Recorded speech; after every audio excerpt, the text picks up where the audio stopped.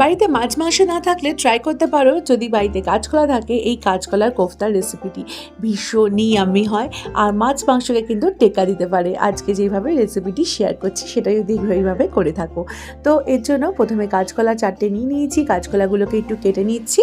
এবার আমি এর সাথে আলু অ্যাড করছি, তোমরা চাইলে আলুটাকে স্কিপ করতে পারো, আলুটা দিলে বাইন্ডিংটা ভালো হয় বলে আলুটা দিয়েছি। এবার এর মধ্যে দিয়ে দিচ্ছি জল, সামান্য একটু হলুদ আর নুন দিয়ে প্রেসার কুকারে 2 থেকে 3টের মতো হুইসেল দেবো। একটা দিলে হবে না সেদ্ধ, তাই জন্য 2 থেকে 3টে অবশ্যই দিয়ে নিতে হবে, ভালো করে এতে সেদ্ধটা হয়। তো এটা সেদ্ধ হয়ে গেলে এটাকে ঠান্ডা করে নিয়ে তারপরে চোকলাগুলোকে ভালো করে ছাড়িয়ে নেব। তোমরা চাইলে অ্যাকচুয়ালি কলাটা স্লিপারি হয় বলে চোকলা সমেতই দেওয়া ভালো, চাইলে আলুটা চোকলা ছাড়িয়ে দিতে পারো আগে থেকে। তো এইভাবে আলুটা চাইলে স্কিপও করতে পারো, এটা কমপ্লিটলি অপশন। তারপরে একটা ম্যাশারের সাহায্যে এগুলোকে ভালো করে পেস্ট করে নেবো। তারপরে এর মধ্যে এই পেস্ট করে নেওয়ার পরে এর মধ্যে পছন্দের কিছু সবজি আমি অ্যাড করছি, যেরকম পেঁয়াজ, লঙ্কা, তোমরা চাইলে এর মধ্যে একটু সামান্য রসুন কুচিও অ্যাড করতে পারো। দিয়ে দিচ্ছি সামান্য একটু নুন, একটুখানি লঙ্কার গুঁড়ো, আদা রসুনের পেস্ট, একটু হলুদ গুঁড়ো, একটু ধনে গুঁড়ো, একটু জিরে গুঁড়ো, এর মধ্যে চাট মশলা থাকলে চাট মশলাও ট্রাই করতে পারো। দিয়ে দিচ্ছি একটুখানি 2 চামচের মতো বেসন, আর তোমরা যদি মনে করো এর মধ্যে আরেকটু 2 চামচের মতো বেসনের জায়গায় কিন্তু 2 চামচ ময়দা মিক্স করতে পারো।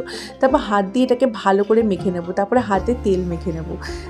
তেল মেখে তারপরে এরকম করে গোল গোল করে যে কোফতার শেপটা দিয়ে দিচ্ছি। আমি গোল দিচ্ছি, তোমরা চাইলে গোল করে একটু চেপে চ্যাপটা করেও কিন্তু মানে ওরকম শেপও কিন্তু দিতে পারো, এটা কিন্তু সম্পূর্ণ তোমাদের চয়েস। সুন্দর করে কোফতার শেপগুলোকে দিয়ে নাও প্রথমে, তারপরে সর্ষের তেল ভালো করে গরম করে নাও, ভালো করে গরম করে নিয়ে তারপরে কিন্তু এগুলো ভাজতে হবে। ভাজার সময় প্রথমে দিয়ে এক পিঠ একটু উল্টো পাল্টে কিছু করবে না, এটাকে রেখে দেবে। একটা পিঠ হালকা যখন ধরে আসবে তখন এটাকে আলতো আলতো করে উল্টে দেবে, তাহলে জিনিসটা চট করে ভেঙে যাবে না, খুব সুন্দরভাবে ভাজাটা হবে। কোফতা খুব নরম হয় বলে ভাজতে অনেক সময় অসুবিধা হয়, তো এই স্টেপটা কিন্তু এইভাবে ফলো করো। তারপরে একটা পিঠ ধরে যাওয়ার পর এগুলো উল্টে পাল্টে ভালো করে কোফতাগুলো ব্রাউন কালার করে সুন্দর করে ভেজে নাও। কোফতাগুলো ভেজে নেওয়ার পরে কোফতাগুলোকে তুলে নিয়ে একটু ঠান্ডা করে নিও। তারপরে ওই তেলটার মধ্যে আমি আর সব কটা কোফতা ভাজা দেখালাম না, এই কটা কোফতা ভাজাই দেখালাম, ব্যাচে ব্যাচে কোফতাগুলোকে ভেজে নিয়েছি, ভেজে নিয়ে তুলে নিও। তারপরে এগুলো কিন্তু শুধু শুধু ডাল দিয়েও খাওয়া যায়, ভীষণই ভালো লাগে। তারপরে ওই তেলটার মধ্যে আমি তেলটা ছাঁকলাম না, ওই তেলটার মধ্যে একটু জিরে ফোড়ন দিয়ে দিলাম একটু পেঁয়াজ কুচি দিয়ে ভালো করে হাই ফ্লেমে পেঁয়াজটাকে ভেজে নিচ্ছি। এটা কিন্তু নিরামিষভাবেও করা যায়, তো আজকে আমি যেটা দেখাচ্ছি সেটা আমিষ।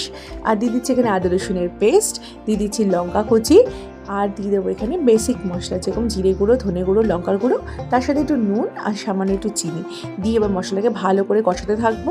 প্রয়োজন মতো একটু জল দিয়ে নেবো, দিয়ে মশলা যখন কষে যাবে তখন এর মধ্যে দিয়ে দেবো চালমগজ বাটা, আর দিয়ে দেবো চালমগজের বাটি ধোয়া, যেটুকু চালমগজ দিচ্ছি সেই পরিমাণ মতো জল। এখানে চালমগজের জায়গায় কিন্তু তোমরা চাইলে কাজু বাটার মধ্যে মানে কাজু বাটাও দিতে পারো। দিয়ে এবার এটাকে হাই ফ্লেমে ভালো করে মিশিয়ে নিচ্ছি আর কষিয়ে নেব। এর মধ্যে আমি টক দই বা টমেটো পিউরি কিছু অ্যাড করলাম না, তোমরা চাইলে এগুলোও অ্যাড করে নিতে পারো।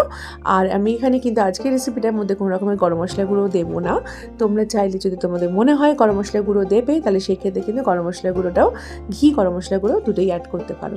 তারপরে ভালো করে মিশিয়ে নিচ্ছি কোফতাটাকে দিলে 5 মিনিটের মতো নেড়ে চেড়ে নিলেই রেডি। এবার তোমরা কিন্তু তোমাদের পছন্দ মতো এর মধ্যে মানে মশলা অ্যাড করতে পারো, আরও চাইলে এর উপরে কাসুরি মেথিও অ্যাড করে দিতে পারো, সেটা সম্পূর্ণ তোমাদের চয়েস। তো এইভাবে তোমরাও ট্রাই করো, আশা করি তোমাদের সত্যিই খুব ভালো লাগবে। হঠাৎ করে বাড়িতে মাছ মাংস না থাকলে, কাজ করা থাকলে এই রকমভাবে কিন্তু কোফতাটা ট্রাই করতে পারো। মাছ মাংসকে এই রেসিপিটা করবে, এতটা টেস্টি হয়। আর করলে কমেন্টে জানিও তোমাদের কীরকম লাগলো, ভালো লাগলে বন্ধুবান্ধবের সাথে শেয়ার করে দাও, অনুরোধ রইল। তো চলো টাটা, আজকের মতো এই পর্যন্ত, আবার দেখা হবে নেক্সট রেসিপি।